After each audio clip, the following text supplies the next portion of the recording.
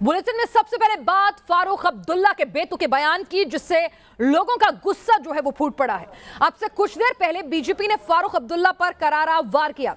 फारूक अब्दुल्ला की गिरफ्तारी की मांग रखी है। आपको बता दें, फारूक अब्दुल्ला ने देशद्रोह का काम किया है, सब बीजेपी का कहना है। दरअसल धारा 370 को लेकर फारूक अब्दुल्ला के बोल कुछ ऐसे बिगड़े कि भारत के दुश्मन चीन के हिमायती नजर आने लगे। चीन की मदद से धारा 370 बहाली की बात करने लगे।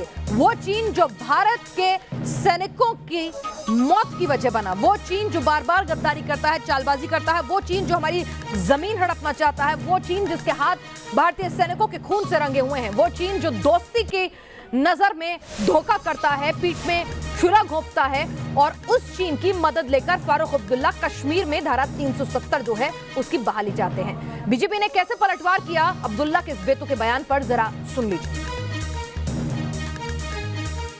एक तरह से फारूक अब्दुल्ला अपने इस इंटरव्यू में न्यायोचित ठहराते हैं चीन के इस विस्तारवादी मानसिकता को, और दूसरी ओर उससे भी बढ़कर एक तरह से एक देशद्रोही कमेंट करते हैं और कहते हैं भविष्य में चीन के साथ मिलकर अगर हमें यह मौका मिलेगा तो हम अनुच्छेद 370 वापस लाएंगे। एक सिटिंग सांसद इस प्रकार की बातें कैसे कर सकता है?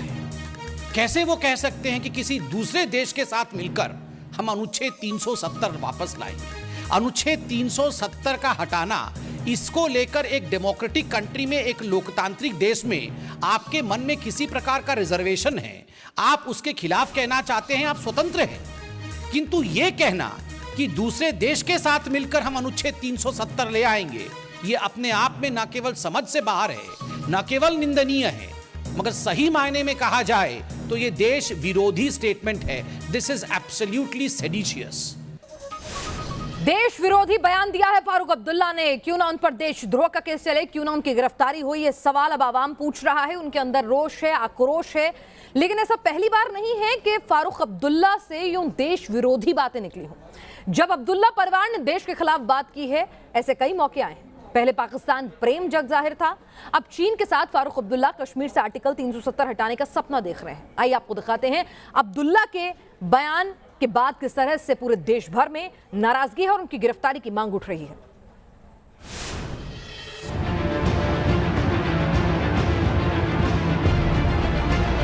खाएंगे हिंदुस्तान का लेकिन गाएंगे चीन का। चीन की हिमायत कर फंस गए बड़बोले अब्दुल्ला।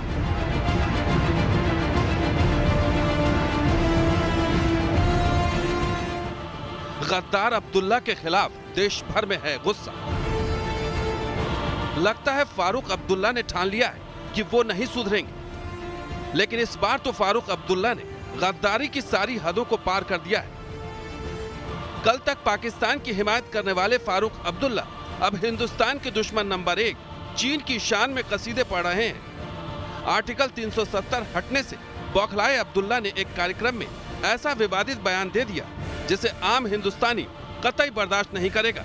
उन्होंने कहा, चीन ने कभी भी अनुच्छेद 370 खत्म करने के फैसले का समर्थन नहीं किया है और हमें उम्मीद है कि आर्टिकल 370 को फिर से चीन की ही मदद से बहाल कराया जा सकेगा।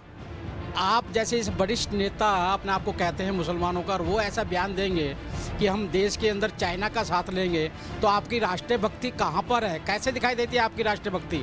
370 हटने के कारण आपको तो कभी चिंता नहीं हुई कि 15 लाख जो लोग वाल्मीकि हैं, आज 370 हटने के बाद में जो जम्मू कश्मीर में और लद्दाख के अंदर विकास की प्रक्रिया चालू हुई है, मुझे लगता है कि आपको राष्ट्र से प्यार नहीं है, देश से प्यार नहीं है, आपकी राष्ट्रीय विरोधी मानसिकता वो साफ साफ दिखाई दे रही है। आर्टिकल 370 पर अब्दुल्ला चीन के समर्थन की उम्मीद लगाए बैठे हैं। इस चक्कर में वो ये भूल गए कि उनके खानदान की 3 पीढ़ियों ने जो सत्ता का सुख भोगा है, वो हिंदुस्तान की सरजमी और संविधान ने उन्हें दिया है।